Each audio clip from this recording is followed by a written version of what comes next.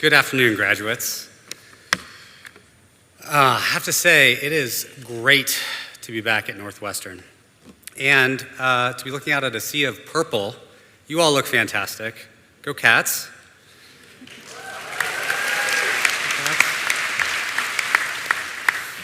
To Dean Schuh, esteemed faculty and administrators, thank you. It is an honor to be here today. I have the privilege of sharing a few thoughts as we send the McCormick class of 2025 into the future. And since this is an engineering convocation, I'm going to do what engineers do best. I'm going to talk about feelings. No, really, I am. Since I sat where you sit, 3 emotions have driven almost every major decision in my life: fear, compulsion, and love. Learning to recognize each one, where it showed up, how it shaped my choices, has made all the difference. Let's start with fear. If I'm being totally honest with you, I felt fear almost every day at Northwestern. Sometimes it was small, a pang of self-doubt in calculus when I was perplexed by a question another student answered easily. Other times it was crushing, like those midwinter days that seemed dark from start to finish, making it feel like I was the only one who didn't deserve to be there. Northwestern wasn't the first time I'd been afraid of not measuring up. Growing up in Ohio, it was just my mom, my sister, and me in our little white house with a tulip tree out front, and it often felt like us against the world. Mom worked like long nights at the hospital because the extra $1 of night shift difference made a difference to our family, and I tried to tune out the fear by attempting to achieve my way to worthiness. Perfect grades, letters in multiple sports, those accolades were the bricks I used to build my fortress of security, what I used to try to make the world feel safe.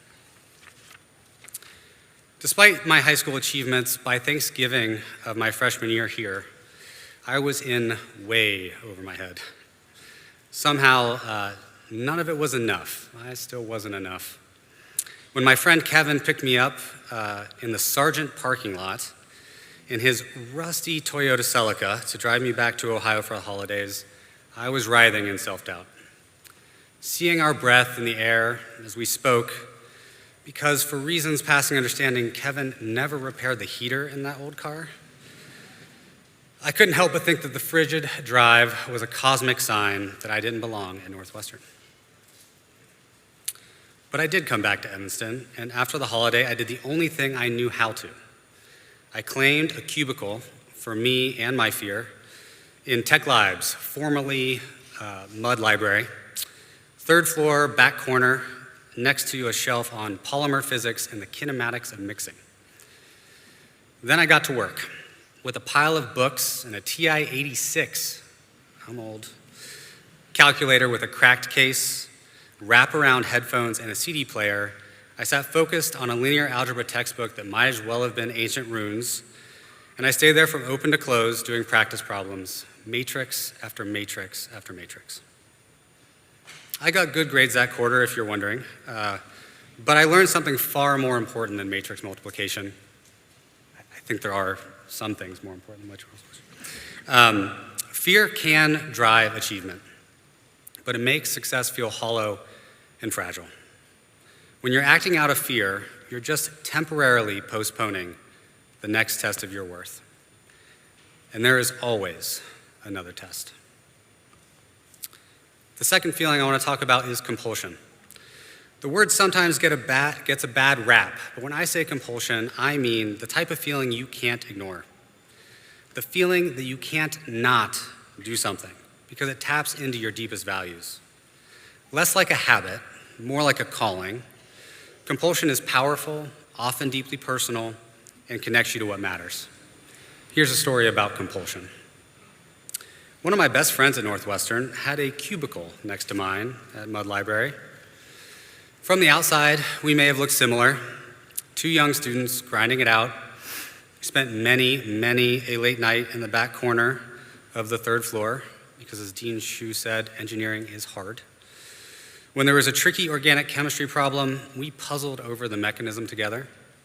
When finals were approaching, and often when they weren't, we both stayed there until they flashed the lights, that 15-minute warning the library was closing. But while I was trying to achieve away my self-doubt, she was driven by compulsion. She had lost her mother to cancer as a kid, and she was determined to do something about it. And today, she is a world-class radiologist at the UCSF. The difference? Fear chases, compulsion calls. But here's the tricky part. How can you tell if you're working out of fear or compulsion when both feel like the will to achieve? The summer before my senior year, I did research at 3M, which is a big company that makes consumer goods like Post-its. When my internship was over, a man named Mark Strobel sat me down for lunch.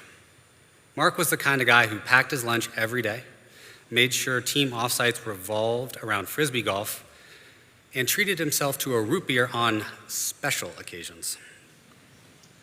I looked up to Mark, and I was excited and confident he was about to offer me a job to work in his lab. Instead, he told me I should do something else other than chemical engineering. Yeah, he did. That's true. That's a true story. He said my by-the-book performance was strong. I'd even get a patent for the work we did that summer. But he'd seen no joy in it, no spirit. You don't seem compelled to do this work, he said. I spent the next few days in a spiral of rejection. Here was my fear of unworthiness realized, but deep down I knew he was right.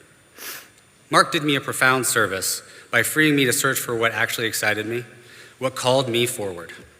And that allowed me to explore a much wider swath of the world, following my compulsion to learn about myself and how I fit into it.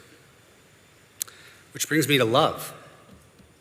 No, not romantic love, though following this path did lead me to my wife. I love you, Cindy.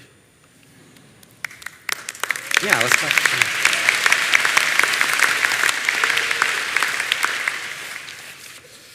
Today, I mean the rare type of love that exists when whatever is pulling you forward and fueling your compulsion is something people actually need, when it is something that enables their potential. My path took me to amazing companies, but there was always something nagging at me, and in retrospect, it was that I was serving myself more than others. There was always a voice in the back of my head, questioning, prodding, nudging, and sometimes screaming that I could help more. It wasn't until my most recent chapter serving as the CFO of Duolingo that I started to do work that feels like love. At Duolingo, we help millions of people learn languages, music, math, and chess. Our CEO even jokes to investors that I'm going to make him create an organic chemistry course.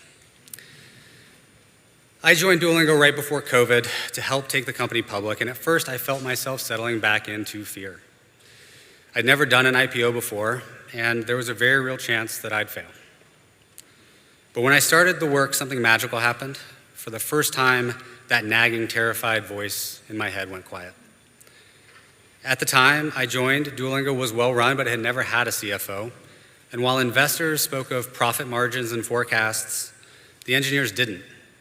And I found myself doing my own sort of translating, bridging the world of growing a business with the world of serving millions of learners. In those moments, what I was doing truly helped our company and our users. When we IPO'd, I didn't just feel like I'd passed another test. I felt like I'd served a group of people who were doing something important.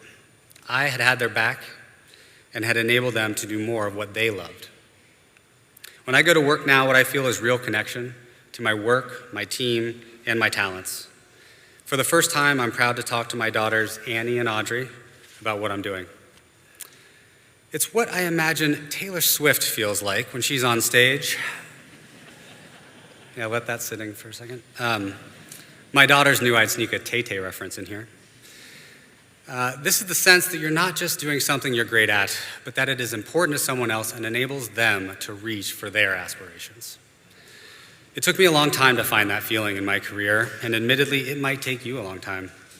But when I look back, I realize there were traces of compulsion and love in every step along the way.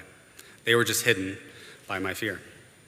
Even when I was that terrified Northwestern student, I felt love in the computer lab at Tech. Yes, laugh at the fact that I'm old enough to remember when computers lived in a lab and had to be guarded by a key-coded lock.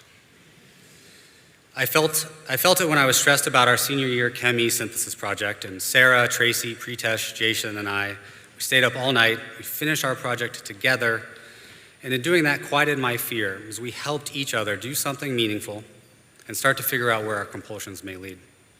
That's love. Class of 2025, my graduation wish is that you listen to your fear, but also listen for the call of your compulsion, and be relentless in applying your gifts in service of others. McCormick has taught you to draw boxes around systems, identify key problems at hand, and then solve them. This school is different because unlike others, it draws the box around the whole brain, left and right hemispheres. I challenge you to draw it wider still. I challenge you to include the heart as well. Whether fear or compulsion brought you this far, there's a world beyond this campus that needs your gifts. Go serve that world, not because you're afraid, but because there's no greater love, no better use of your education, and no stronger compulsion than using your talents to serve others. Go give your gifts to the world. Congratulations, class of 2025.